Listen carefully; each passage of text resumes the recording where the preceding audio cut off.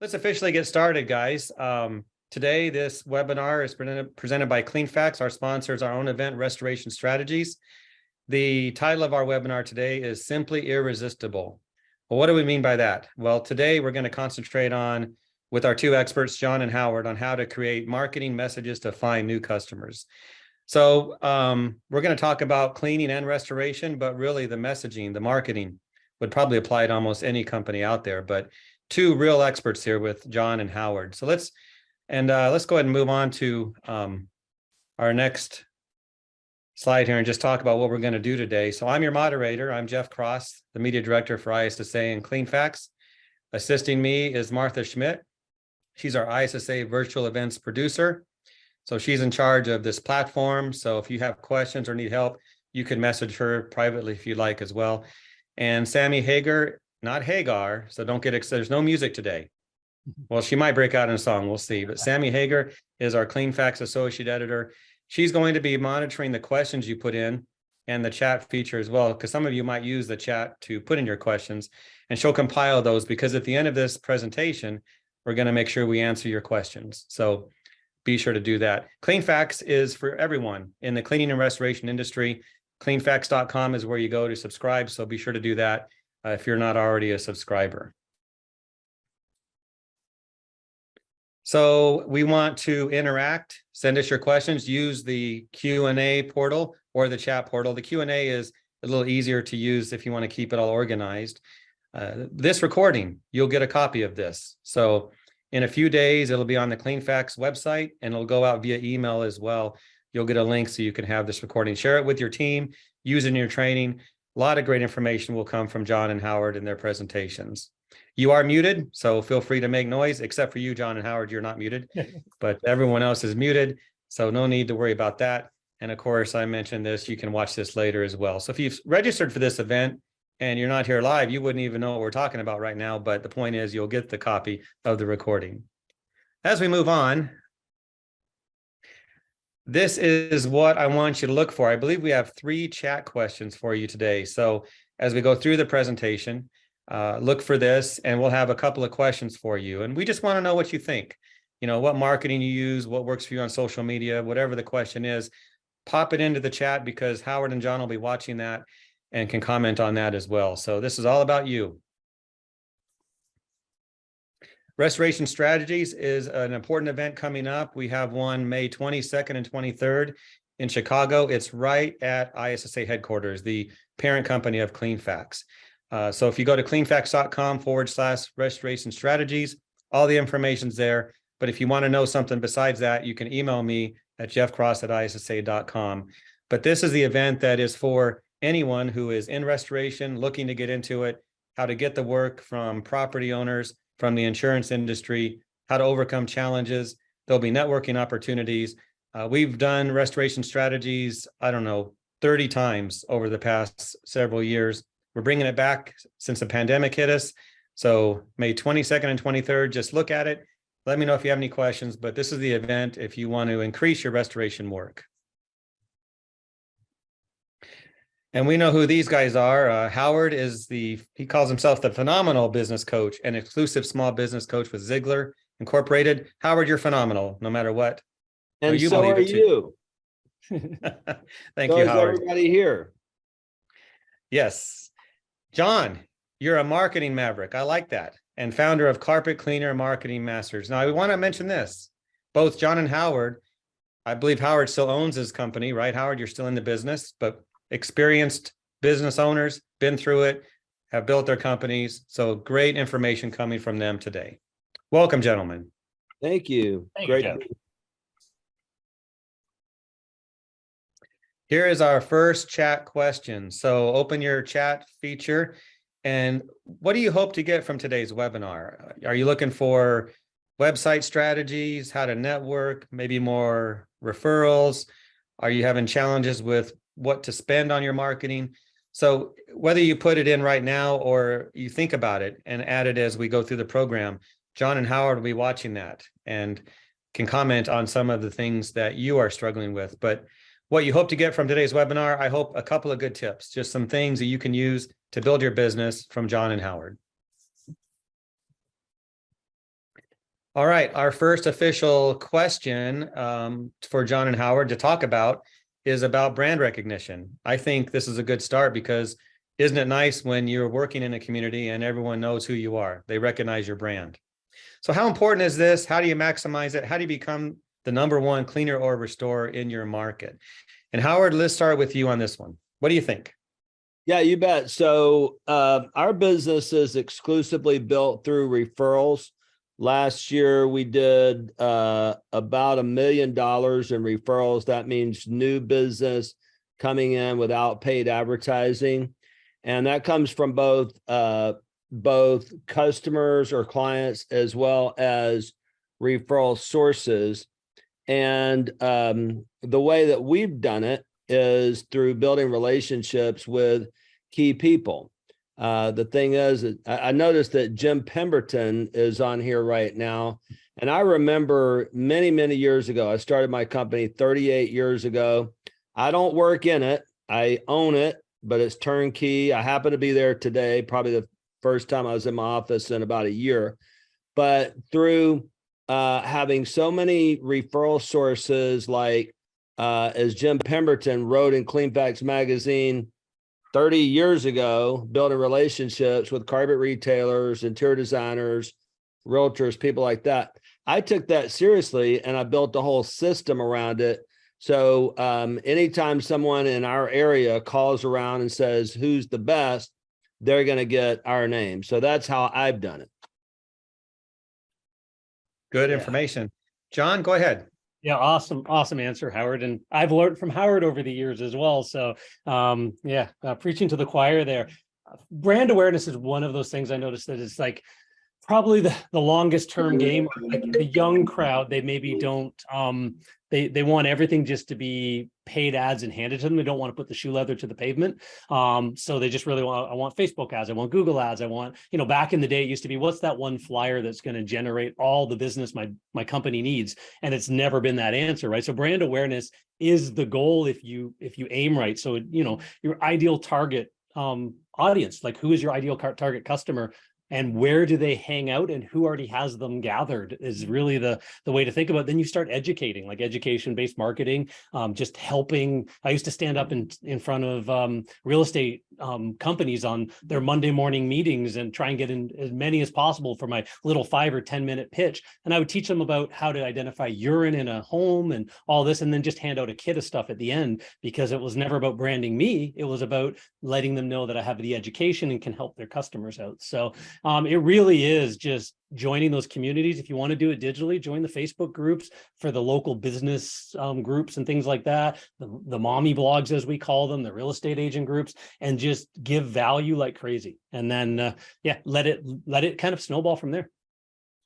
Yeah, you got to be a problem solver. And the way to market is, and really branding is not a logo. It's not, that's nice. And having your technicians, your materials, everything looking phenomenal, which a lot of cleaners could use a lot of help in that area, but it's how you treat people and what you do for them. So what John's talking about, education-based marketing, like I wrote a little book called How to Avoid Nightmare Carpet Cleaners, and we have it as a download on our website. We printed up a bunch of copies, gave it to our referral sources.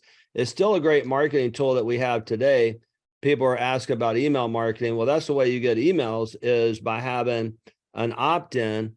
And so we just educate the community. I just decided that I'm going to be the education source in our local community. So whether it's carpet retailers, designers, realtors, to this day, we go in and do continuing education. We go in and do presentations at carpet retailers, designers, flooring retailers, and we just educate them about our industry and help them with the questions that they have. The other thing is too, is that like this picture you have up right there, you are your own brand. How you dress, how you treat people out there in the community. You can go out and network all you want, but if you don't have the right message, if you're not dressed the right way, if you don't treat people the right way, I would never, even when I was running my cleaning business, I wouldn't leave my house without shaving and without being in uniform, if you will, even if I wasn't like I would never leave in a pair of shorts or, dressed for the beach. Now today it's different because a lot of people like you ask the question, are you even still in that business? Well, I own it 100%. I had partners, I bought them out, and I got a great team, great systems. They run it for me and they do a phenomenal job. So people don't know me. I'm not the driving force of that business anymore. So I can dress however I want to nowadays, but it's really important. Right. Yeah, it's really important. Yeah. All right. Good information. As we move on, let's talk about how to get your name out there. I think the brand, you guys shared great information, but how do you choose the best marketing strategy and thinking about the cost of that? John, let's start with you on that, because I know this is something you wanted to talk about, was budgeting for your marketing plan. Let's start with you. Yeah, so it's a stage of business question, really. Like when you're starting out, it is, again, goes back to the branding we're talking about as well, but you've got to put in a lot of time because you may not have a lot of seed capital or equity. As and of every dollar you bring in sales, you're looking at like 20-25% of that. If that can go back into the marketing right away, you're building some omnipresence by using all of the digital strategies. So in today's day and age, the easy, cheap ones would be things like TikTok and YouTube shorts and go on Instagram and stuff like that with the reels. Really get that message out. I know companies that have built themselves from $0 to $500,000-$600,000 just by having a young person at the helm right now who just fully understands streaming and does exactly what Howard says. Always is on stage like a Walt Disney sort of thing. When you're in the public, you're not flicking cigarettes out the window of the vehicle. Everything's washed and clean and everything about you's washed and clean, and you come walking in with a big smile and stuff like that. But you can do that on video and on digital now. And then, so what stages your business is. And as you grow, you want to get past that first year hump and then that 5-year hump and start getting to scale and momentum. And it comes from having a wide marketing mix, being omnipresent. And yeah, that's really the way to go. Is what's best is find your budget and start with the things that you can aim at. A lot of it's going to be early on, knocking on doors, and spend 8 hours a day, 10 hours a day running the business. Even if you only had one job today, if you're the one guy solopreneur, and as soon as you get out of the truck, you've now got 8 hours a day to market your business and grow it and be that part of it until you get to the scale like Howard's talking about, where you have marketing managers and teams and stuff like that, and they've learned from you what to do next. So, all right. Yeah. So I'm very much a face-to-face guy. So when I started my cleaning business, my rule was that if I wasn't cleaning, I was networking. So I went to breakfast clubs, I went to lunch clubs, I went to after 5 clubs. During the day, I stopped into carpet retailers, and that's a bit of a lost art today. And, I love digital stuff. I mean, I've got Facebook groups, and I do a lot online. We have a huge email list from our clients, prospects, anybody that we come into contact with. We want to get that email address. And what do we send out? We send out tips. We send out solutions to problems twice a week. And we've got this huge email list. And then, of course, every so often, we'll have in there what our special offer is for our existing clients.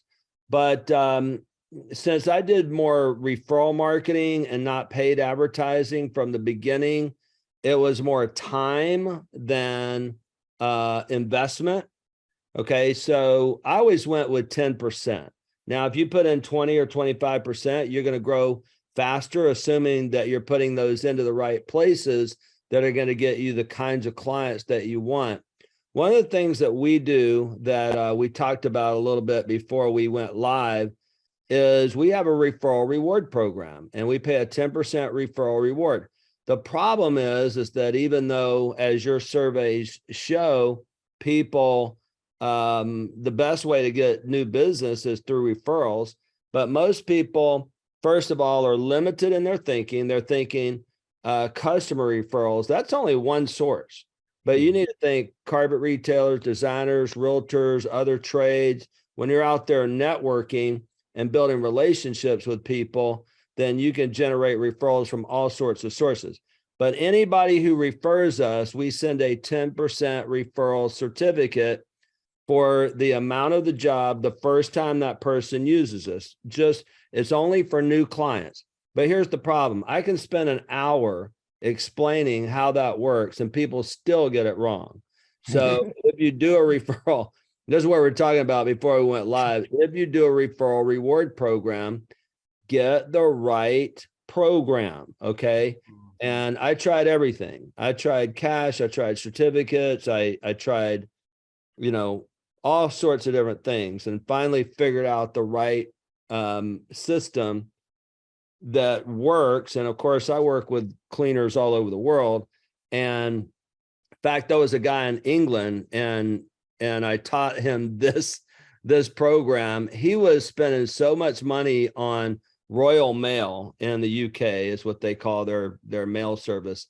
And he started doing referral marketing and the referral program.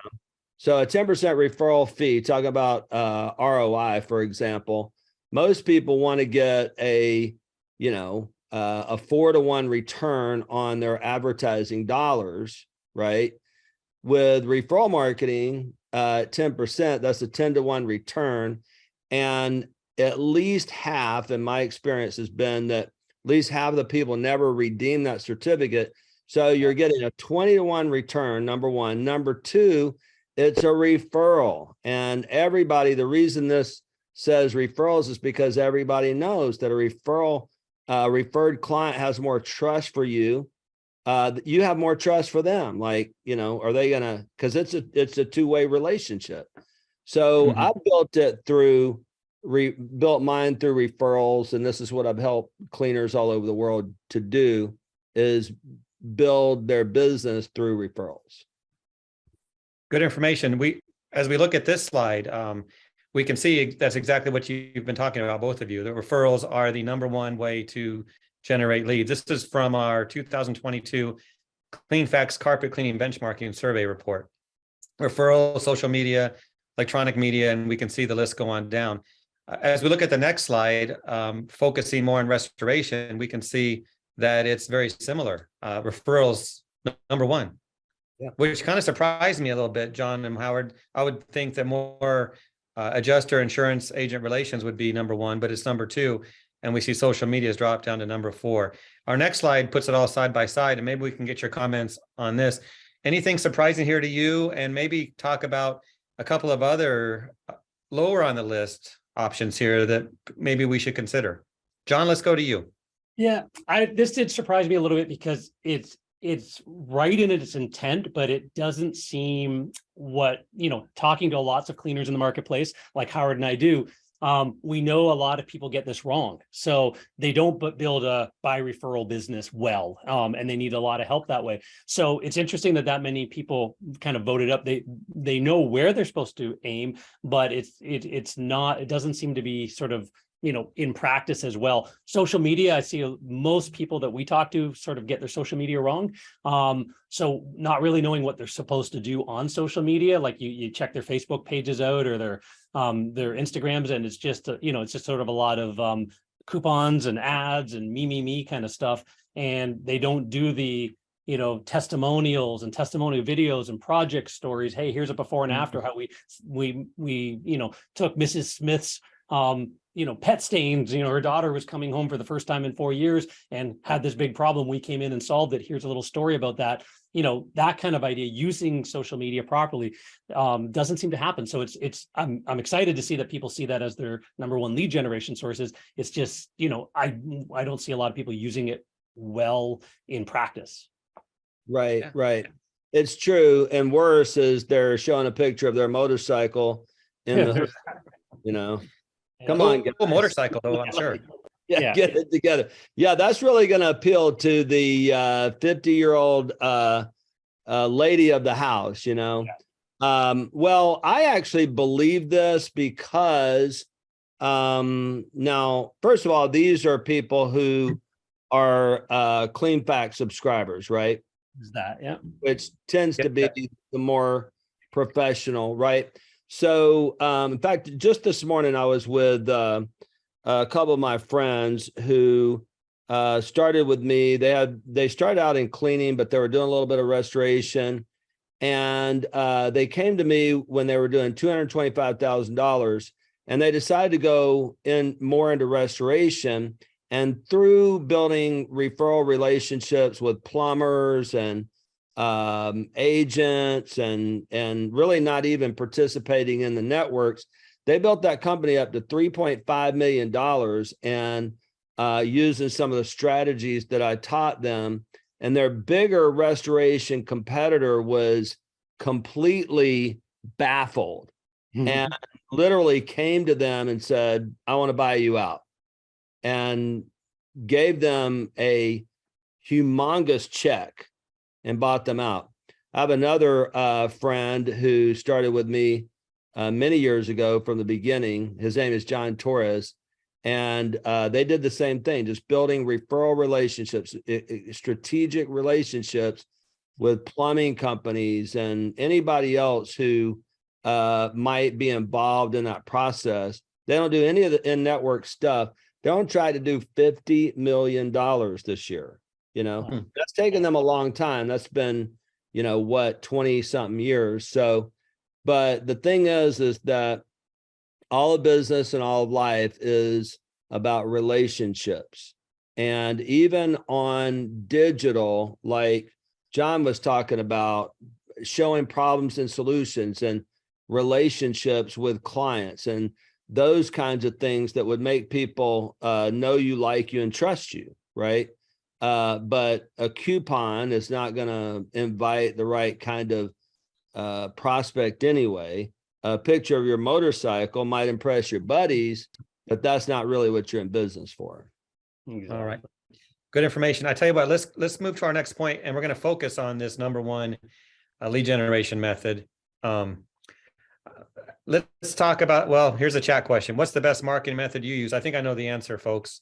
If you want to drop it into the chat, what do you find? Is it referrals like we've been talking about, or is it something else? Is it your website? Is it your motorcycle? Not sure if that's going to be it. So put in the chat what you find that works best for you. Referrals. Yep, there we go. Katie Morgan says referrals. So Carrie says LinkedIn and website. Cool. Yeah, we're going to talk about social media and websites in a couple moments as well. And word of mouth. There it is. Megan from Billings. Let's look at our next slide, because here's the question. Maybe John and Howard, you could share just one quick tip. If you were to tell someone fairly new in business or someone that wants referrals, one good way to get them, what would you say? And Howard, let's start with you. How about one word? Okay. Network. Okay. Network. Well, you said it several times. That's more than one word. It's still one word. It's one word repeated. Good. I have a few more words than Howard, but I would just say it's a David Allen quote, getting things done. Make it easier to do it right than to do it wrong. Make it easier for them to refer you. Make it an easy system. Don't make it complicated and give hoops. Like, make it simple and do remarkable work. Like, remarkable means they're willing to remark on you. So plan that. Have your team in uniform, orchestrate the experience, all that stuff we know, but make it, do great work and then make it easy for them to refer you. You need to have, and I suppose. Hey, can I add one more word to that? I'll borrow. Okay, one more word, Howard. You got to have a system. Okay. We have a referral reward system. We have a referral source marketing system. It's all dialed in. Here's, how you dress. Here's what you say when you walk into the door to a real estate office, for example. Here's what you bring with you. Here's what you say if they say this. Here's what you do next. And then you stay in touch with them, right? So one of the biggest marketing mistakes of all is not staying in touch with the people that you put on your list through email marketing.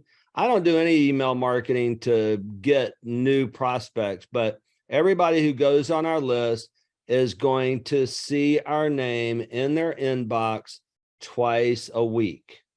Yeah. Okay. Right. And they're going to get tips. They're going to, even if they don't open it, they're going to see our name. I learned something many years ago in the cleaning industry.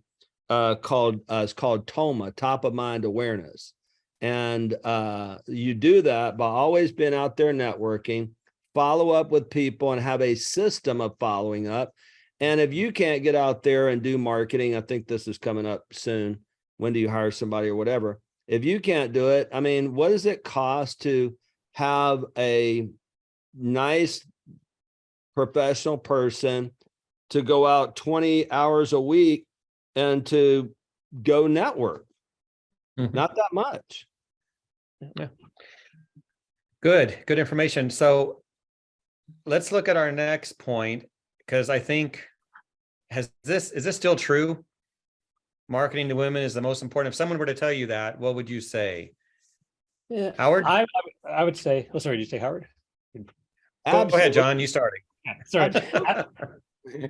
All I was going to say is know your ideal customer avatar. We know that in residential carpet cleaning and residential service, it's not sexist. It's the 35 to 55-year-old college or university educated woman, career, that kind of thing. Maintaining the home, maintaining the belongings are the ones that data shows call the most, research the topics most in the world of SEO, in the world of Google ads, paid ads, anywhere like that. They're the ones that are 80% of the market that is looking. So that is the target market. If that is your target market, then yeah, you should have your messaging speaking to their wants, their fears, their desires, and that. So you create an avatar of who you're targeting that way. If you're marketing out to the marketplace. Good. And what do they want? They want somebody who has a good reputation that they can trust. They want someone with experience that knows what they're doing. They want somebody who's has some level of training, that they not only have the experience, but they have the expertise. They want someone who has a system that's not going to be camping out at their house all day and has to leave for 3 hours to go get a jug of chemical or cleaning solution that they forgot or something like that. And they want someone who's gonna stand behind their work. So what I just gave you is what our 5-point marketing message is in any business. It doesn't matter if it's restoration, it doesn't matter if it's cleaning, it doesn't matter if it's residential, commercial, janitorial. People will stand in line and do business with those that they trust, those that have experience, those who are trained, those who have offer a good service system, and someone that's going to stand behind what they do. It's as simple as that. And so in your messaging, those 5 things need to come across. And since we are marketing to women, trucks, equipment, it's hopefully everybody here has studied marketing and knows and understands that you have to market the benefits, not the features. Doesn't matter. The PSI of your truck mount does not matter. Thank you. Okay. Unless you tell them what it will do, and then they go, ooh, you mean it gets more dirt because it has more suction out? Whoa. Yeah, the wow factor. And then what's the benefit? What's the benefit of the benefit? This is something that I learned along the way, the benefit of the benefit, right? And so the benefit of removing more soil, for example, we don't talk about that much. We don't talk about, really soil very much or dirt very much or, that kind of stuff. But the thing is that if you have proper cleaning, for example, and the proper frequency, you don't have to clean as often. Every single time you clean is going to be more effective if you're using protector and, different things like that. When it comes to the technical part of it, give them the benefits. I mean, what's the benefit of working with someone you can trust? What's the benefit of working with someone who's experienced? What's the benefit of working with someone who's trained? And we do not let a lead technician work on our trucks without being certified, period. And we have a 40-day training program at minimum. Most of the guys end up many, many months before they're able to do even a simple empty, rental house, Sure. Yeah. Good information, guys. Let's move on and talk about social media. Perhaps, and we can see the numbers here. This is from our survey in Clean Facts. Facebook, still the industry says #1 way of generating leads, how to market their business, then Instagram, YouTube, and so on. I personally use LinkedIn more than anything myself. Maybe some others here do. I've seen some comments in the chat about LinkedIn, but let's do this. Let's start with Howard and just share with us one tip that you think everyone should hear. For social media? Social media. Yeah. Just one. People okay, whatever. People do business with those that they know, like, and trust. And I'm going to share my hot tip then at the end, because it has to do with online. Okay. So Okay. Again, you want to demonstrate people do business with those that they know, like, and trust. So be consistent, post on a regular basis, be likable, show problem solutions, so that you're positioning yourself. You're solving problems, you're positioning yourself. It's solving problems, position yourself. Problem solution, problem solution. Hey, they're the guys I need to go to when I have a challenge. Yeah. Good. Yeah. And just so everyone knows, John, before you start, in a few minutes, both Howard and John are going to share their hot tip of the day. So stay tuned for that. But John, what about you on social media? Got something to share here? Yeah, so in a technical aspect, Howard is absolutely right on all of that stuff, like the consistency, share your case studies, your before and afters, all that kind of stuff. In 2023 and going forward, video. The more you can feel comfortable being on video. A lot of this we're talking about, like, I was the shy carpet cleaner, just so we know, like I put myself in front of audiences, like Howard said, like in front of real estate agents, walked into every carpet store in town, did all that kind of stuff. As the person that I put on a character and walked in as somebody else, but because that put me in front of people easier. But and in today's day and age, if you're shy person, introvert, whatever, find a way to grab your phone and just give information. If you're at Mrs. Jones's house and you're cleaner, and you know that the first 3 steps going up the stairs are dirty because the front door doesn't have a mat and all of those kinds of stuff, share that piece of information. Hey, I'm cleaning half this step right here. Look at how great it looks. Why did these stairs get dirty and the ones a couple up didn't? Let me tell you this, and just share that video. It's the #1 consumption on social media. So play into that. All right, good stuff. Yeah, it's so simple to do too. I mean, you can just, the iPhones today are so good. And if you're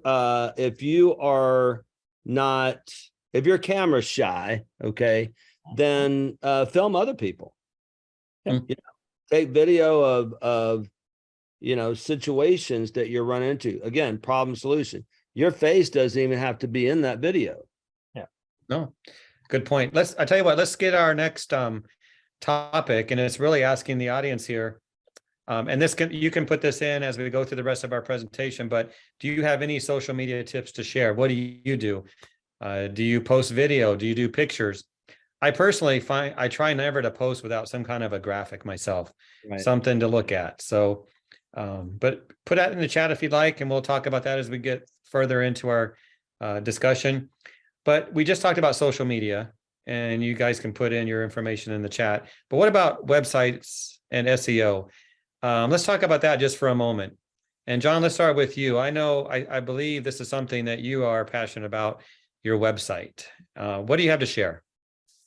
Yeah, so websites are an interesting thing because some people see them as a brochure, but everything we've been talking about here, it's not. Websites have multiple purposes. So on a technical end, from running a digital agency, for the cleaning industry, we know that you have to have the right amount of keyword density and all of this technical gobbledygook. You need to have schema codes and you need to have separate pages for every one of your services and separate pages for every one of your cities.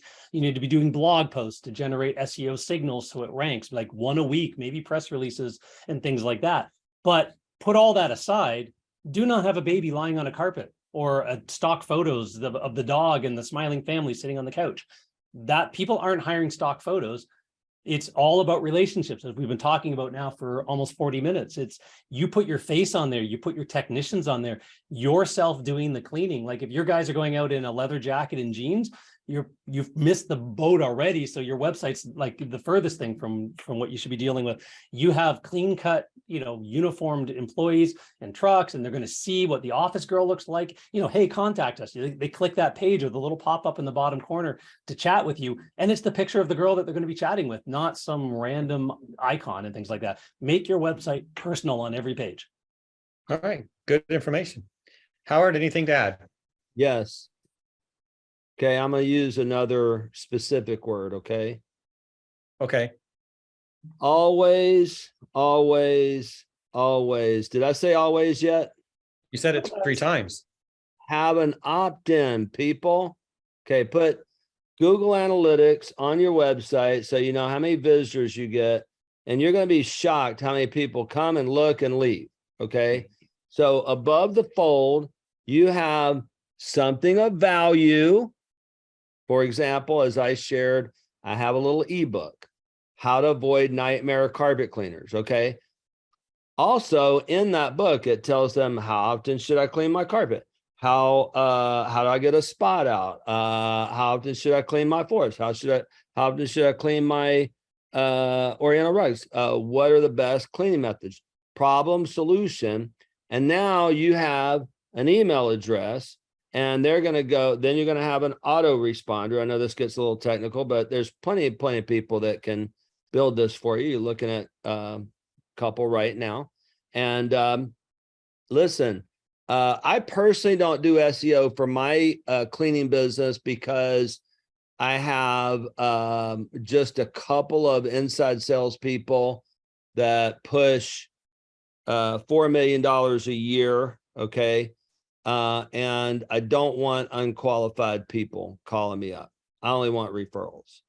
Okay. So I don't do SEO because of that. But my hot tip is going to share how you can use the power of the web to increase your business, even in a referral-based business. Okay. Now hold on to that hot tip. We got one more point to talk about, then we'll get to those. So our final official topic is pricing. I wanted to talk about this because how does pricing play into marketing? If you have a low price or a high price, what does that do for your marketing and the growth of your company? Any thoughts there, Howard? Oh, plenty. Okay, but keep it within a minute or two. Okay. Oh, that's easy. Okay. So first of all, understand your cost of doing business. If you don't know how to read your financial statement, you are not a business owner. Yeah. You have a hobby. Okay. Understand revenue, cost of sale, gross profit, overhead, and profit. Okay. And get a book from my friend Ellen Rohr. Her book is Where Did the Money Go? So that you understand your financials. And so you need to price enough to make a profit, number one. Number two, what market are you in? What market are you going after? So you have low, middle, and high. I'm in the high end. And you're not even trying to be competitive. You're trying to your pricing needs to match the value that you deliver. Okay. So the value I deliver at the highest, the high level, the high end residential is we're basically helping you avoid somebody ripping you off, stealing from you, causing some problem in your home. So there's no price that is too much, really. Now in the middle market, you're a little more strategic, a little more value, but there's a lot of competition there. But here's the thing. If your price is too low, the value is low. If your price is higher, they go, oh, well, they must be doing something different. And I don't even share pricing until we go through the sales process. We have a 7-step sales process. We don't post pricing. I don't have automatic scheduling on my website where they can actually get the price. We don't do all that. because when we get to overcoming price objections, we're asking a lot of questions. Okay. Maybe they're not our customer. Last thing that I want to say is this: whatever you're charging right now, assuming that you're busy, assuming that you have, an active business, if you raise, and I'll put this in a form of a question, if you raise your price 20% and you lose 20% of your sales volume, are you making less or more money? You're making more money. And are you working less, more or less? You're working less. Make more money, work less. I work harder than probably most people that, I work 6 days a week, 6 a.m, I'm at my desk, and, at 5, I'm done. The good news, I don't work at night. I don't kill myself anymore. But, the point is that, you can raise your price and do fewer jobs, better clients. Who's going to quit on you? The price shoppers. I don't want price shoppers. And I'm pretty sure that your audience here are not the bottom of the barrel players, or you don't want to be, right? Yeah. So you're a value company at minimum. So, you charge what you need to charge to make a profit so you can spend time with your family. Mm-hmm. Yeah. Good, Howard. Thank you. And for everyone here, this is from our surveys, our restoration survey and our floor cleaning survey, carpet cleaning survey. So it's in Clean Facts. It's on the website as well. So if you want to look at all this data, you can see it there. But before we move into our hot tips, John, what do you think about this?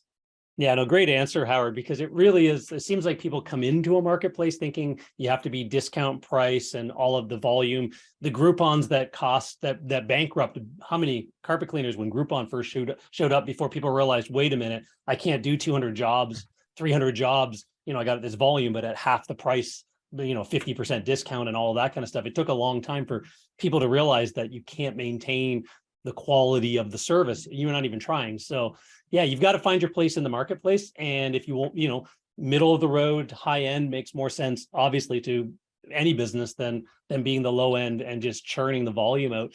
The profit is really hard to come by. And as Dan Kennedy always says, the more money you make, more profit you make on a job, the more you can invest in buying a customer. So one way or the other, you're investing time or money buying customers, relationships with referral sources, paid lead at sources, whatever mix you're having, you're buying eyeballs, you're buying customers, and ideal customers essentially. So you want to be able to invest enough into getting those customers and doing those things necessary. So yeah, your pricing plays a big role in that, and it does create a psychological advantage. One of the things we used to do, even if we were slow, it was like, hey, we got our appointment, we're not booking until next week. Tell the price last, ask all the questions, do a really good script on the phone. And then, and one of the reasons why we're the most in demand is because we offer these great guarantees and we do this great service and we do all this stuff. You get to that point and they have to think, it's a cognitive disconnect. They have to think, why are you booking a week or two out when your price is twice what I heard from the other 3 guys I just called? And they have to think about that, and it has to challenge them. And it actually gets them engaged more in your conversation as well. So pricing can be an advantage by just making them question their whole assumption of what cleaning as a commodity is. Absolutely. All right, very good. Let's move into our hot tip of the day. So Howard has the first one. We'll do Howard, then John, and then we'll do our question and answers after that. And that'll be our webinar today. But Howard, I know you've been bursting at the seams to talk about this. Go ahead. I can't wait. Well, I wouldn't say that. It's just something that I think that most people probably don't think about. And I don't really do digital marketing really to get new clients, but more to create the credibility that we're real and we're everything that whoever referred us said that we are. But one of the things that we discovered is that most people don't think about, I think, is retargeting on social media. So for example, you had the Facebook stats up there a second ago. Did you know that you can upload your customer list to Facebook and only show those ads to your existing clients. So the reason we do $3 million a year in repeat business is because not only do we send 2 emails a week, they're educational. They're not like salesy over the top. 2, we mail, physical mail monthly to everybody who's used us in the past 5 years, because it costs 500% more to keep to get a new client than it does to keep an existing one. This is a repeatable business. I've been in business 38 years. I have people who have been clients for 38 years, you know? And then if you're in front of them all the time, they can refer you because you're top of mind. Oh, you need clean as a whistle. Okay. And so retargeting on Facebook, because a lot of times, you know, you market, you buy ads on Facebook or Google ads or whatever, you know, you're getting strangers, right? What about referral sources? What about existing clients, right? And so I want to be in front of our list, even if they haven't used us yet. If they called us, they got on our list, they got on our email list, like I want to be in front of them every single way that I possibly can. That's a good tip. And I think several people are like, you can do that? Yes, you can. Yeah. Yes, you Yep. can. And John, let's move on to your hot tip of the day. So let's get your picture up here. Now we see you both twice. So what is your hot tip of the day? Piggybacking on Howard, it's amazing how, you know, obviously well-run businesses align on strategy and stuff like that as well. Because one of the things Howard said there at the end as well. So retargeting, definitely a great tip. But he's also said retargeting the people that got on your list. Having a list of people that raised their hands and said, I'm interested in your category and your service, like whatever the stats are, 60% of homeowners, 50%, you hear different numbers, never clean their carpets, they sell the home, or they clean it just to sell. Now you've got this smaller crowd. Some of them rent. Now you've got a smaller crowd. And when they pick up the phone and call, they chat to text with you on your website, they fill out a form, they message you on Facebook, wherever that is. Every possible source should be capturing their information into a lead database that becomes somebody you follow up with. And it's, you know, again, you can have the occasional, you know, offer, deal, whatever, but that's not what it's about. It's about following up with stories and tips and testimonials and you know, like reviews and all of that kind of stuff. So have a lead database that's at least 10 times bigger than your customer database, because that audience shouldn't just show up and, you know, oh, I'll think about it, and that's the last you've ever heard of them. Right. It should be in front of them from this point forward, as we always say, until they buy or die. Right. That's right. The fortune is in the follow-up. It is.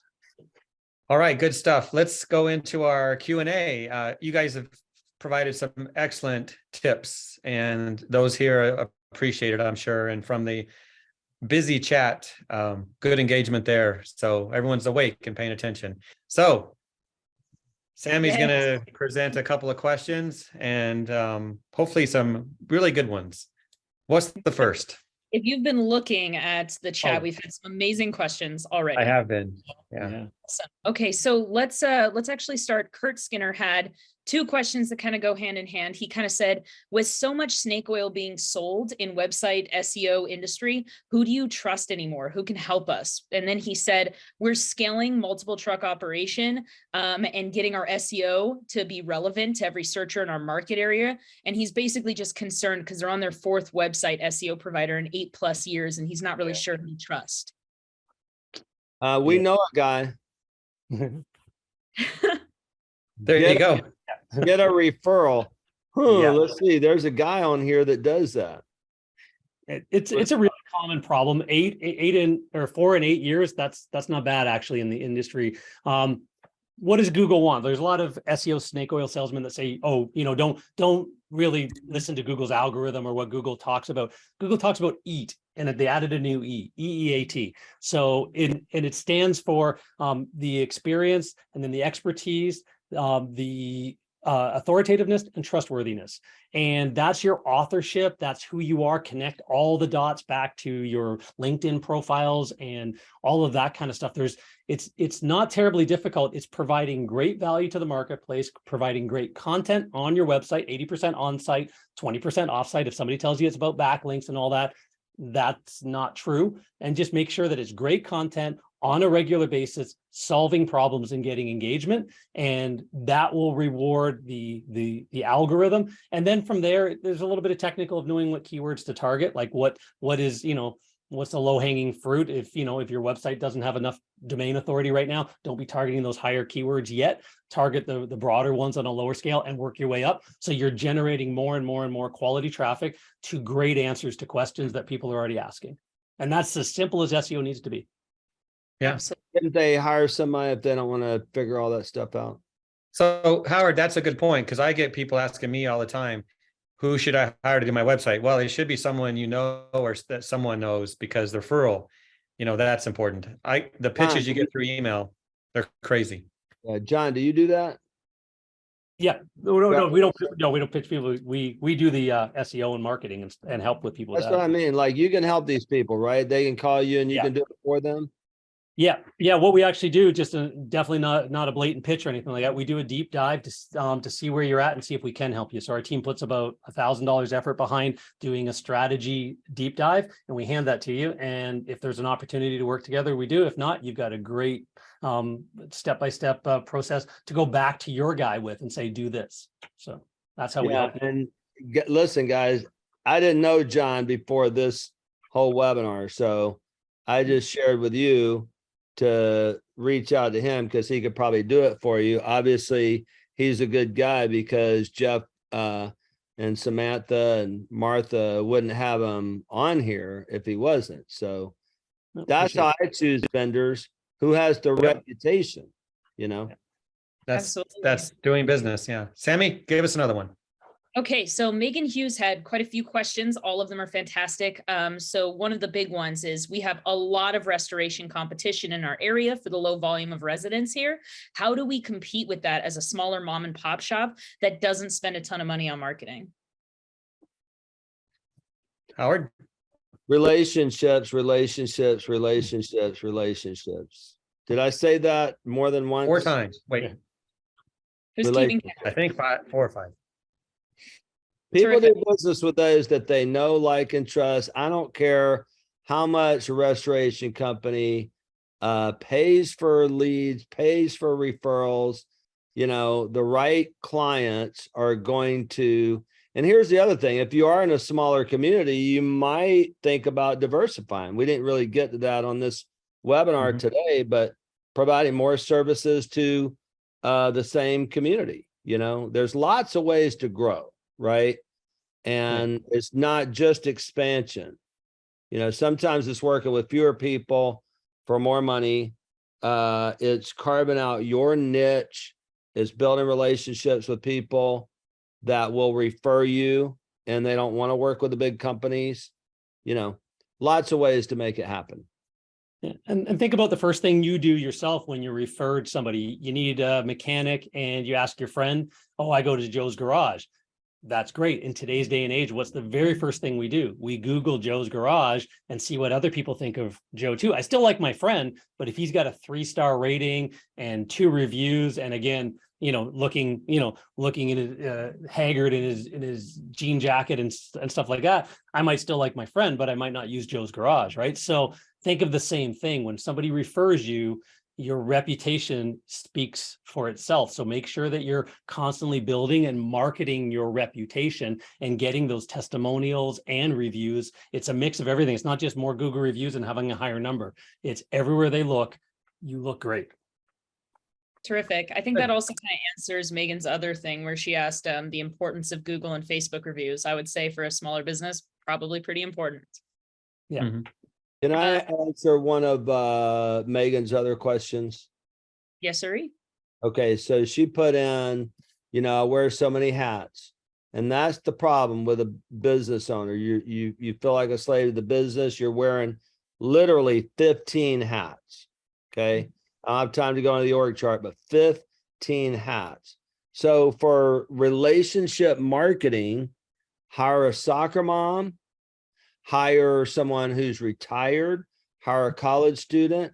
We have used everything in between. In fact, I don't know how this came about, but I think there's some local magazine or whatever.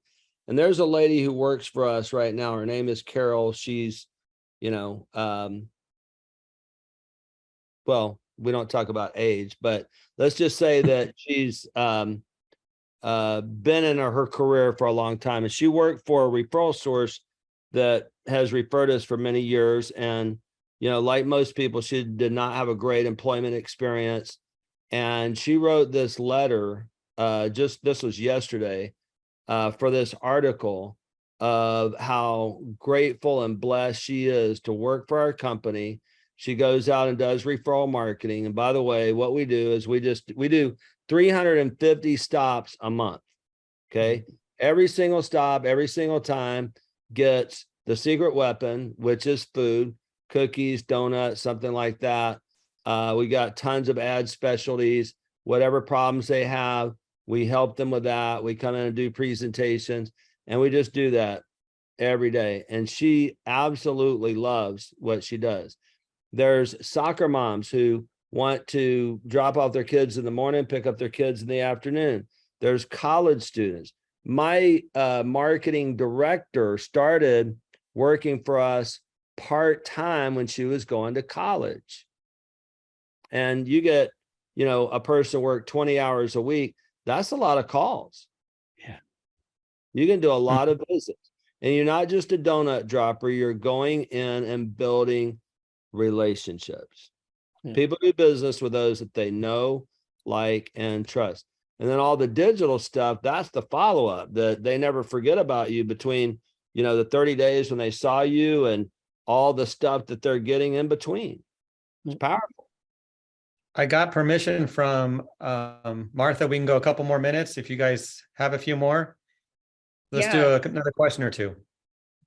Now, one thing that Derek, he put in the Q&A was if you both could repeat your tips of the day. He lost connection. And he was just wondering if anyone could just quick relay it one more time for him. Wanna go first, John?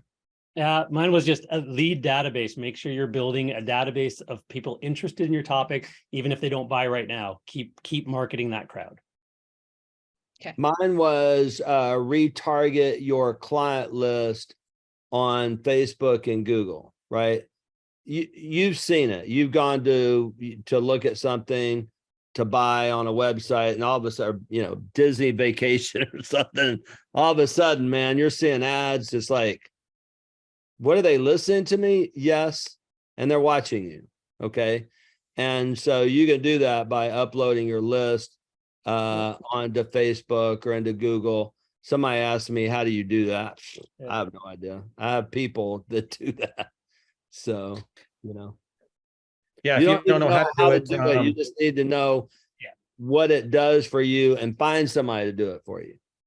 I think Not how it's who. Sammy just put in the chat how to do that. So Yeah. Whoa. if you don't know how to do something, you just Google it. Yeah. That's true.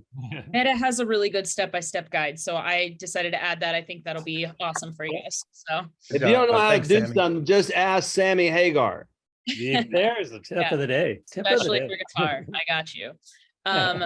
So one other question that I think is really important. I don't think that we even really got to talk about it. How do you overcome negative brand recognition? Immediately. Yeah. Answer Like negative reviews a bad away. review. Oh, yeah. Answer them right away.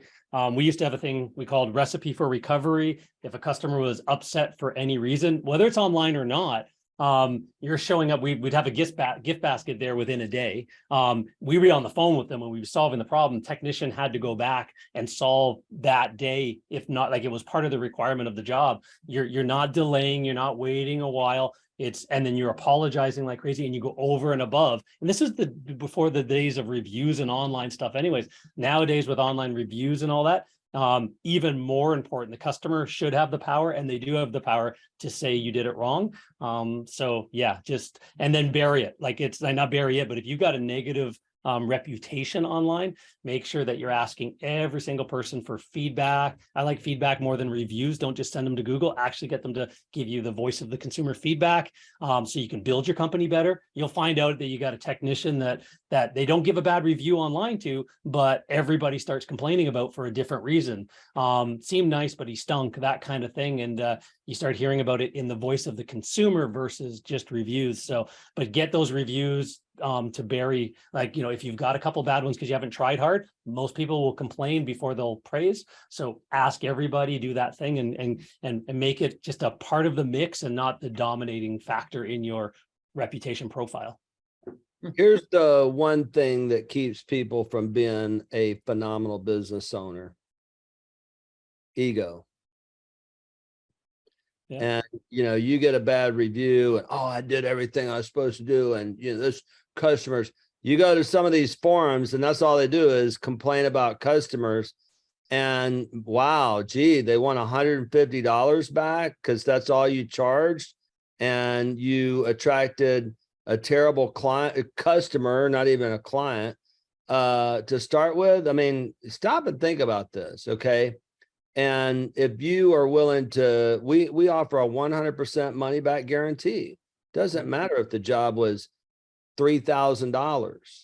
I replaced a $21,000 floor many years ago, and it wasn't even our fault. Okay. That's why you need to charge enough. You need to have enough money left over to pay yourself, feed your family, reinvest in your business, whether that's in marketing or getting the right employees so you don't have to be a slave to your business, whether it's to expand, to buy some new equipment, whatever the case might be. Don't try to survive on thin margins. Then you have, a pandemic that comes along, or a storm, or you have to shut down, or a piece of equipment breaks. Start making phenomenal money so that you have a cushion. Yeah. And you can just give the money back. And, and just explain that. If it's on Google review, we're so sorry that, happened, whatever, apologize, set your ego aside, and, just say in so many words that, you've refunded the client. We sent you a refund. I hope that solves the problem, whatever. And if you have terrible clients, you don't fire them when you're in the heat of the battle. You mark them in your software, and next time they call, you fire them then. Yeah, I'm a big proponent of the risk reversal guarantee as a marketing tool as well. So don't just do that, but market the fact that you offer. We used to have a 200% money back guarantee because, and that's we labeled that because our competitors started offering the 100% money back guarantee. So we said, hey, if you're not happy, we'll come back, re-clean. If you're still not happy, and you can find somebody else who can get that stain out, that area cleaner than us after our second attempt, we'll not only give you all your money back, we will pay them to do that for you. And we offered that guarantee in the marketplace, and 20, 30, 50 to 1, the people that said, well, if you can offer that guarantee, you obviously are the best. And then we had to go in and prove it. But we already had the liability that if they're not happy, you're going to give the money back anyways. Why not turn the liability to an asset and use it as your marketing message? Right. And, looking at profitability, if you have to give away some money, you can always raise your price. Yeah. I mean, you can make that up. If you charge enough, it's amazing what can happen to your business and to your life. You can pay for better technicians, all of that good stuff too. All of it. Well, folks, we are out of time. Sammy, did you want to tell everyone what they can look forward to in the next issue of Clean Facts before we wrap it up? Absolutely. So we are going to be taking all of these additional questions. I have saved every question that's been in here, and I am going to be compiling all of them along with some additional questions that we had asked both of these wonderful industry experts prior. And we're going to make a beautiful article that you guys can read on our website as well as in the magazine that will include all of those things and just basically their insights on those. So that way no one feels like they kind of got lost in translation or lost in the mix. And we'll get a lot of wonderful additional insights. Yeah. And I have to say, I have to believe that John and Howard don't mind it if people reach out to you for more help. Yep. All right. Ask away any way you want. Right. Absolutely. We're both all over social media and everywhere else. We're here to help you. Yeah. Well, thank you both for your time today. What a great webinar, and for everyone that stayed with us through the whole thing. Looks like we had nice engagement, good questions. You gave Sammy a lot to do the next few days, so thank you for that. But thank you everyone for being here today and for supporting the CleanFacts brand. Yes, absolutely.